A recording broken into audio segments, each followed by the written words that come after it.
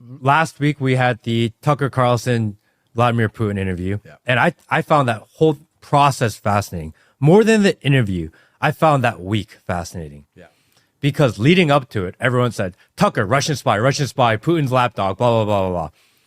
And then they went nuts. Hillary Clinton was on the news. They just lost their shit about Tucker potentially interviewing Vladimir Putin. And then the interview happened. And it was not as bombastic as people expected. Yeah. Actually, Putin put himself as, I'm a Russia first guy. Yeah. I'm going to force you to learn Russian history. And this is how I think. And on behalf of the Russian people, I'm going to speak.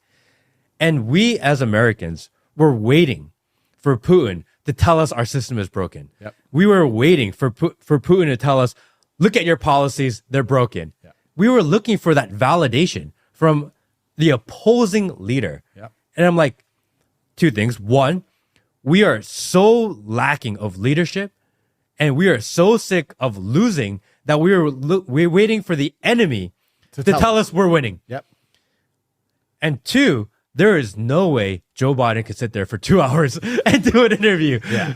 No, but that's the thing that's interesting because Putin is idolized by many conservatives in the West, not because they love Russia, but because he is competent and he's nationalistic. Yes. Two simple things. He's competent, he knows what he's doing, and he loves his country. Isn't it amazing that in the West you have to idolize the enemy leader for the basic tenets of competence and nationalism? As America, you should have a competent nationalistic leader and you shouldn't have any interest in Putin. But you're right. The conservatives and many people who understand how the world works was looking for Putin to tell the truth about how broken the West is. And he didn't do that. And they were very disappointed in the interview because they thought that he was interested in coming along and educating the American public on the insanity of the American system. But he made it also very clear that America is going to treat him like a forever enemy. And he's happy with how the system currently works in America now. Yeah. He just said after the interview, he said a few days ago, I want Joe Biden to be president. He's a very seasoned statesman and he's been in politics for a long time. What he's saying is, I want America to fail. Yeah.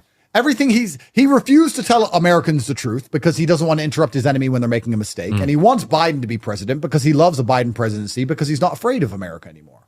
So if your enemy, and you could argue about whether America and Russia should even be enemies in the first place, but if your enemy is advocating for you to continue down the path you're going, doesn't that say a lot in regards to the path you're currently undertaking? And yeah, you're right. It's kind of crazy that Americans were sitting there looking for the leader of a foreign nation to highlight the insanity of America because there's not a single American leader who will do it.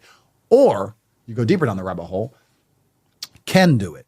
I've always wondered, like, me as stubborn as I am, if I wanted to run for politics, would I be able to say the things I want to say? Because there's many barriers on the way, right? First things first, could I even get in?